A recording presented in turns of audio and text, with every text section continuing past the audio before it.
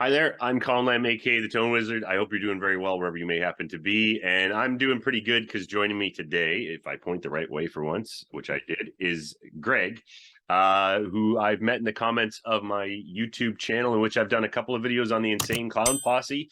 And I've been looking to speak to an Insane Clown Posse fan or a Juggalo. And one reached out and agreed to come on the show. So, Greg, thank you very much for coming on the show and talking to me, man. I appreciate it. Hey, no problem. Glad to be here. Yeah. So, just a little background information for viewers of my channel and people who've never been here before. I was just explaining to him a while back. I stumbled on a YouTube route, as it were, and I started looking at the Insane Clown Posse, and I did a video. Are they really that bad? And I started looking into them, and what I found was they're not that bad. I found them to be actually quite funny. There were a lot of weird bands back in the 90s, and they're just one of them, but they've maintained a really strong fan base. They've kept making music, unlike a lot of the bands who either died of horrible drug addictions or just fell out of relevance and stopped making good music. ICP has kept going, and their fans have kept going. So I've been interested in it, and I wanted to talk to somebody who either is a current fan, identifies as a Juggalo, or a former Juggalo. So, Greg, that's where you come in, man. What's the nature of your involvement with this band after all these years? It's been a lot. So I first came in contact with the group. I used to go to a used record store in Ann Arbor and just look for new music. When I was a kid, I was probably 16, and I'd borrow my grandparents' car and drive there. But so I was just perusing the CD shelves at this used record store, and I saw a CD that just had a cartoon face on it, and it was the Riddle Box album. Yeah. That one came out in '95, and I was just like, yeah, whatever, this looks cool. So I bought it and took it home. I had no idea what it was, and I listened to it, and then I listened to it again, and then I listened to it again and again and again, and it really grabbed my attention. Prior to hearing that, I listened to Tupac and Snoop Dogg and Dr. Dre, and this was obviously before Eminem, but I grew up on a lot of that stuff, but I also, my mom listened to oldies. My dad was a rock and roll guy, so I kind of had a broad music base, and was just kind of accepting of whatever. But a lot of what struck me is it was like a horror movie on CD, but it was also really funny, and so all these little pieces together just kind of grabbed my attention and took over it, and at that point I was like, I love this band. I want to know what else they put out. I want to follow them from here on out, and I did. So after that, I started playing some of the songs for my friends, and ended up going to some shows. The shows were amazing. Even if you don't like the group, like the music, the shows they put on are second to none. Yeah. Um, just I, like I've heard that. I've heard like a guy that a friend of my dad's, a guy that he talked to at the coffee shop randomly. My dad passed away, but he was about 70, and I remember going for coffee with him, and I met a guy, and he was like an old German guy, and he was telling me that he'd just been to a Rammstein concert, and he's like, even if you don't give a shit about this, man, there's a giant mechanical penis that shoots flames. He's like, who doesn't want to see that? And he's like an old guy, and that's that's like, I think that might be similar to like ICP, or there's other bands like I heard Rob Zombie puts on a show like that, and yeah, so it's a show first and foremost. So yeah. yeah. The staging, the stage sets that they use, and they have this gimmick where they have 300 2-liter bottles of Faygo that they spray on the crowd, and Faygo. Faygo soda pop. Yep. You just something just went boop in my mind. What is Faygo? That's like the soda that they. So it's like a Detroit brand. It's Okay. like a family oriented brand, but they grew up drinking it, so they just kind of became attached to it, and they're one of Faygo's biggest customers. Dude, Um, I cannot, that was in my brain somewhere, man. That's crazy. And they yeah, like, so you yeah, just sprayed with it. You sprayed with it. They spray it all over the crowd when in the mosh pit, when you're crowd surfing and stage diving, all that stuff.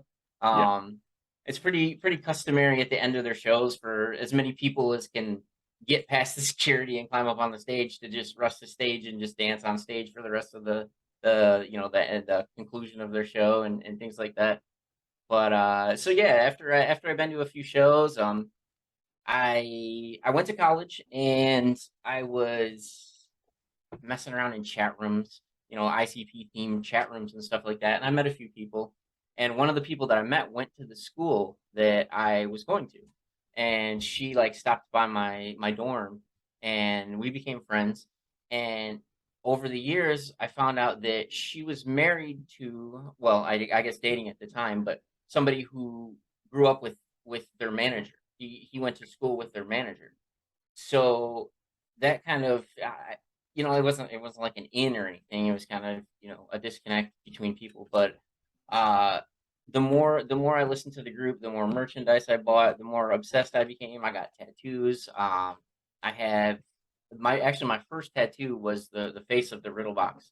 I got that on my back shoulder, and then after that, when I got the ringmaster on my other shoulder, then I got a hatchet man on my arm.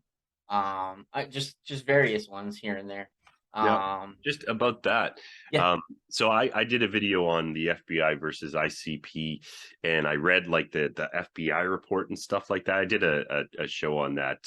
If you're new to my channel, you can check that out. It was interesting because it was like I thought there was a little bit of a story there, and then I couldn't believe that the FBI actually had investigated them. And to my knowledge, I don't know if you can say any different, but there's never really been any provable, tangible gang association, or even like I typed in like crime, insane clown posse, like violence show. Like I didn't find anything beyond like police busting a crowd and finding a bunch of marijuana and various other substances, which honest to god, if you busted a crowd at a fucking Justin Bieber concert, you're probably gonna find weed, cocaine, for god's exactly, sake. Like I exactly. bet you, who knows what he's carrying around. But on that note though, the hatchet man tattoo, do you still have that one? Or It's all of my ICP tattoos have been covered up. oh Just because I kind of I wasn't as big of a fan anymore. I still check out their music every time they drop new music, yeah, even to this day. But I just don't follow them like I used to.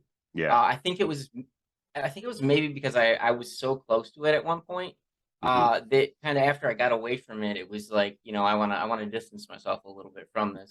Did you But yeah, Sorry. Did you ever get any like unwanted attention or curiosity like regarding the Hatchet Man tattoo or the other ones? Like any more than a person who has a lot of tattoos would get anyways?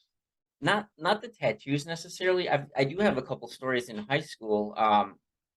Right about the time that people started associating ICP with gang stuff. Yeah. I had a car that had stickers, ICP stickers all the way around it, and I had the school ask me to move my car off their parking lot, Yeah. off the school property. Um, we weren't allowed to wear shirts anymore in high school. They said they were gang related, and they made us either cover them up or take them off.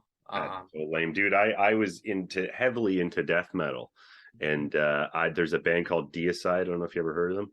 The Haven't, no. meaning of the word deicide means to kill a god. And this fucking shirt that I had like it had like Jesus on the cross on the back, and like, but the writing was so serifed, I don't think anybody could understand what it meant. And then Right. like, it kind of just looked like Jesus on a hot day, like there was some flames and shit. So I never got shit about that. But you're wearing like clown merchandise, and you're getting Right, yeah. I mean, they had like a blue shirt with just a clown face on it, and one kid I know got, I think, suspended for wearing that to school. But I had a shirt that it was white and it had Shaggy 2 Dope, like his cartoon drawing of himself that he did for they have a comic book and stuff.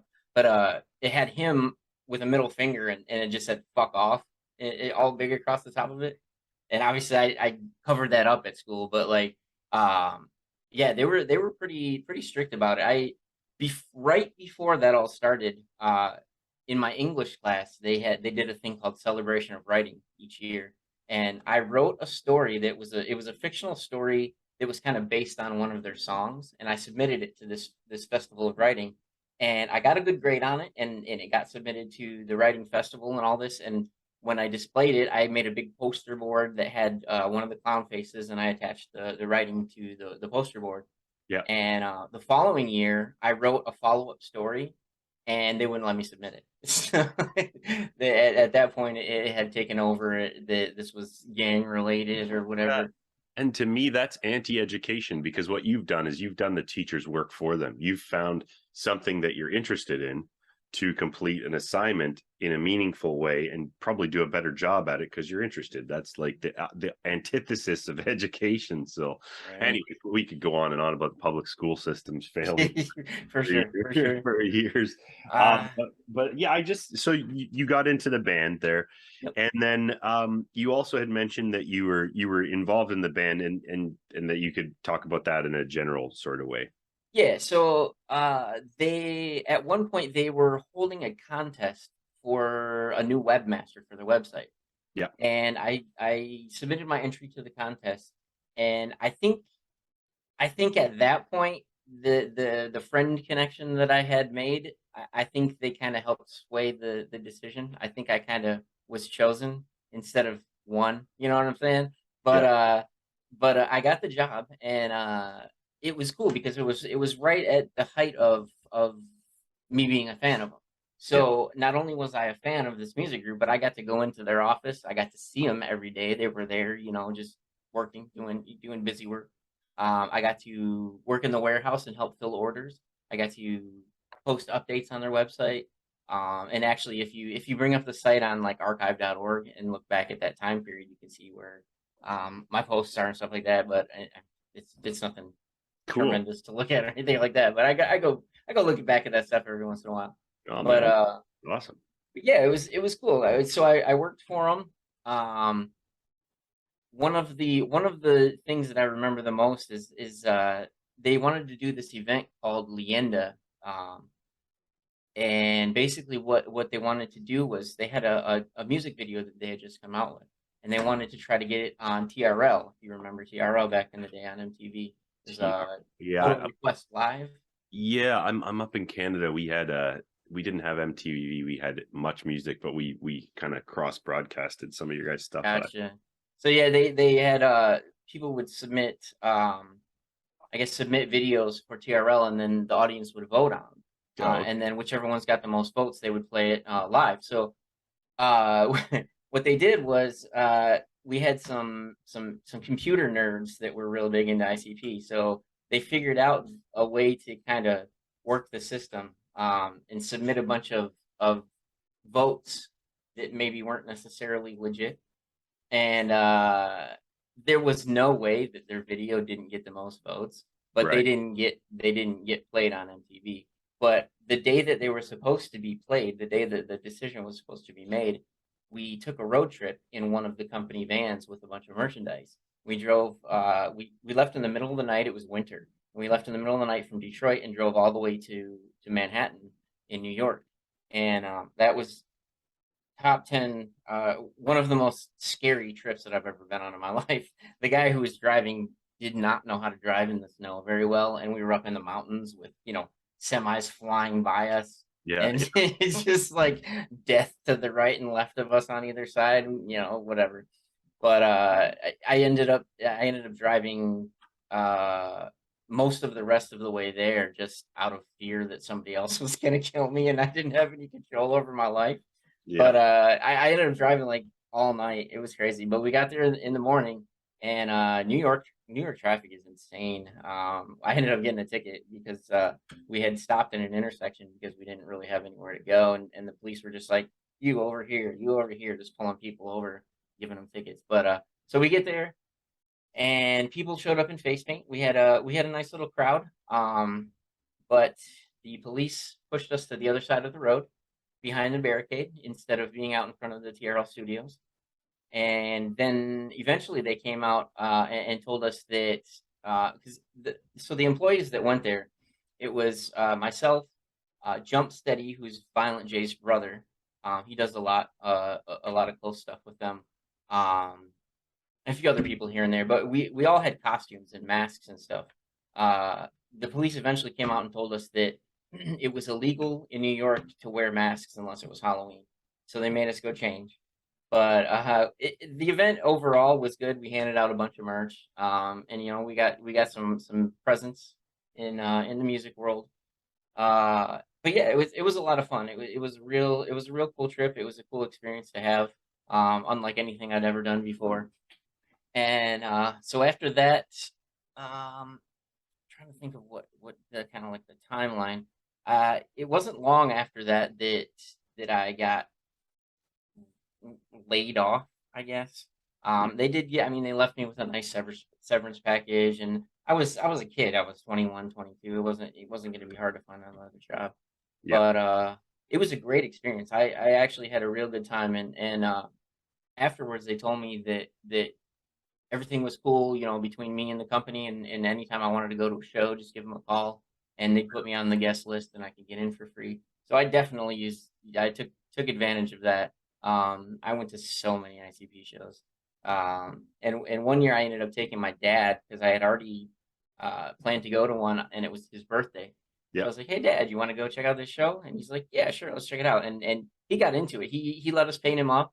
I have Oh man, pictures, and that's yeah, weird. he let us paint him I up, dude, and he came with if us. you can, if you could send me one of those pictures, if you're comfortable with that, I'd 100%. love. Yeah, yeah, yeah. Yeah, I got dude. 'Cause anything, dude. My dad was kind of like that too. Like, as he got older, especially too. Like, if you're like, you want to do this, and he's like, sure, I'll do that. Like, he would come to shows and stuff like that. Like, I've had bands over the years and stuff, and some pretty weird stuff. Like, I'm a big Ween fan. I don't know if you ever heard of Ween. I've Um, heard of them. yeah, I've seen all your videos that are about them, and I've heard of them, but I'm not sure if I've ever heard a song. Maybe yeah. if I heard a couple of their popular songs, I'd recognize I'll them. I'll send you a link to the best of. I don't want to get into Perfect. the Ween Yeah, here, yeah. but yeah. But my dad was like that. He's like, and as he got older, he's like, because I traveled down to the States to see Ween shows and stuff like that, and he's like, fuck, you got to take me next time you go see that band with me. And I was like, Right. and I just pictured like that like because that crowd is pretty heavily into the substances and stuff, and I was like, Nice. that would be hilarious to see my dad like standing there with his sweater tied around his waist and his mustache, and it's like, "Hello, young lady, you're into the rock music, are you?" That's So yeah, great. So I yeah, took my dad to the show, and he didn't really care for the music, but he really enjoyed the show. He ended up staying up in the crowd, like the seated section, and my friend and I kind of snuck down into the pit so we could do some stage diving and crowd surfing and all that fun stuff. But yeah, I've been to a ton of shows, and once I left the company, I still listened to all the music that I had up to that point, but I had kind of gotten over the whole being a huge. Well, that's not exactly true. I'm trying to. So when they started I don't know if you're familiar. They do an annual event called the Gathering of the Juggalos. yeah, yeah. I've looked into that. It's yeah, yeah. That It's looks rad. so when they first started, it was a lot different than it is now. When it first started, it was at like a convention center, and they had some different, like booths and things set up here and there with merchandise and games you could play, and they did concerts. And so when I first went to the gathering, I think it was two, 2001, whichever the first one was. I can't remember. But the following year, after I had worked for them already, um, I went to that one as well, and it was another convention center one. And after that, they started doing the camping one, where it's like a multiple day on a Yeah. campground kind of thing where people stay. So I But guess my yeah, my question around that would be, and part of the reason for doing this is because, like I say, I've been talking to Juggalos in the comments on my videos, and everybody seems nice. What, like, paint a broad picture of the overall experience for somebody going to one of those events, like, and I was just going to say ask about a concert in general, but if you're going to that camp out festival and you're new to the scene, what do you think that experience would be like for somebody? Because anybody who doesn't like the band, or who has like a preconceived notion about what they are, would probably be like, oh, you're gonna get sexed in your sex holes, and you're gonna be drugged up, and you're gonna become a clown, and you're gonna get taken away or something. Like, but what right. what would that what would that really look like for somebody? Like, let's say I went, right? Yeah. Yeah. What would that look like? Um, it really is. It really is a close knit family type community, and that's even one of the things that they chant a lot at their shows is family, family. It's a really accepting crowd. Yeah. Everybody's real personable and nice. I think you'd have a great time. Honestly, I've thought about going back one of these years and just kind of taking it all in again, but Yeah. I mean, my my wife definitely is not into that scene, so I'd have to go by myself or with a friend or two. But Dude, but yeah. But yeah, it's great. It's a great time. I think it would probably be fair to say that you wouldn't see anything there that you would probably otherwise see at any big event where you're going to have people in their free time and probably consuming alcohol. Like there's always going to be incidents. And then again, without being too specific, like did you ever see anything worse than you would see like at any rock show that you'd go to in the ICP? I I, Oh, I almost said definitely, I was definitely not. I almost said IPCP, but that's the wrong It's wrong it's band. it's funny because when my stepdad would yell at me for listening to them back in the day, he'd always get the acronym wrong as well. And it's hard not to laugh when you're getting yelled at and they Yeah. say, they say IPC. All right. Well, you heard it here. Tone Wizard has the sensibilities of an angry stepdad. That's the vibe my channel's going. Right? Yeah. Well, Uh, hey, you're on brand. I like it. nice, nice. But Yeah, but yeah, no, I mean, you wouldn't see, there's people doing shit that you know you might be frowned upon, but it's nothing you wouldn't see anywhere else. And it's probably a lot tamer than the stuff that you see other places. And right. you've got people that are at a lot of shows, they try to get girls to take off their tops and things like that, show us your tits and all that stuff. And it's funny because they kind of took a lot of the juggalos kind of took that and kind of flipped it. And so you'd see signs like "Show us your butthole" that were aimed towards guys, or like free hugs, and just shit like that. Shit like that you would do just clowning around with your friends. Yeah, Real close knit environment. It's right. it's very accepting, and that's kind of what they were going for. They were bullied a lot growing up, and the Insane Clown Posse was bullied a lot growing up, and the fans of theirs are people who kind of don't feel like they have a place of their own, a group that they can fit into, and so all these people came together, and it just turned into a big loving family, really. Yeah. So yeah, I mean, I think that a, lot of people's best or worst case assumptions about the band, from what I've looked at so far, are false. Now, I did want to ask you what your opinion. Did you ever play GTA 5? I've played it. I used to play it actually quite a bit back in the day, but it's been a long time. Because actually, I was remembering that they have I'll put a picture up, but they have Wade, the character. He's Trevor's cousin, I think it is, and Yep. he's not portrayed as the brightest character, and they do make fun of him, and obviously, he's involved in a lot of crime himself. But what do you think about that interpretation? Because my idea is actually he's actually the only real nice character in the whole thing, and Trevor's obviously a horrible monster. But Right. Right. Yeah. I mean, there are people like that. Sure. There's absolutely fans like that, but there's also doctors and lawyers, and yeah, I mean, I'm a IT support technician, and I've done that for almost 20 years now. Um, and I've been a huge fan for a long time. So it's all walks of life, really. well, okay, and without going into specifics about your experience working with them, just like as a your general impression of them, like were they good? Were they good rock stars, I guess would be the term? Like, are they good to each other, good to the fans? Like, and you don't have to get specific here, but Sure. yeah, Uh, for the most part, I would say, yeah, they're passionate about what they do. yeah, That sometimes they might approach it the wrong way, for sure. And I kind of vibed with one of them more than the other one. The sure, other one yeah. kind I of mean, kind of rubbed me the wrong way, but you know what, and I think that's like, and I'm not going to dig deeper there out of respect to privacy for everybody, but you know what, man, I've had jobs in my life, and I've had a manager I like, and another guy that you're not fond of, and that's just the workplace in general. But like overall, though, I think that the most important thing that I can see is that they've created a place for their fans to enjoy themselves and enjoy the music, and they're independent, right? They're not with a record label now. right, they run their own record label. Yeah, and dude, that's fucking awesome. Another band, like I have to be honest with you, I'm not really that deep into the music of ICP, and I said it right. It's fuck, man. Yep, you Sorry, get but it. another band that would be in that same stratosphere for me would be a band, No Effects. You ever listen to No Effects at all? Or they're It's if like you no, and then FX. yeah, they're Yeah, like a yeah, I'm punk rock familiar. thing. Yep.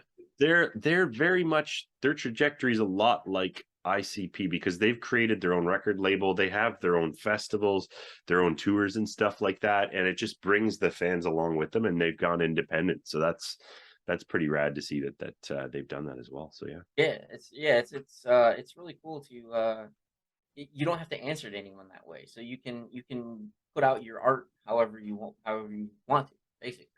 yeah, It's the same with like the Tom McDonald's and things like that on YouTube where they can kind of say whatever they want and they're the only ones that are facing the consequences. They're not, gonna get yelled at by the people that pay them and things like that. It's all on their own. And so they right have the on. freedom to kind of do whatever they want.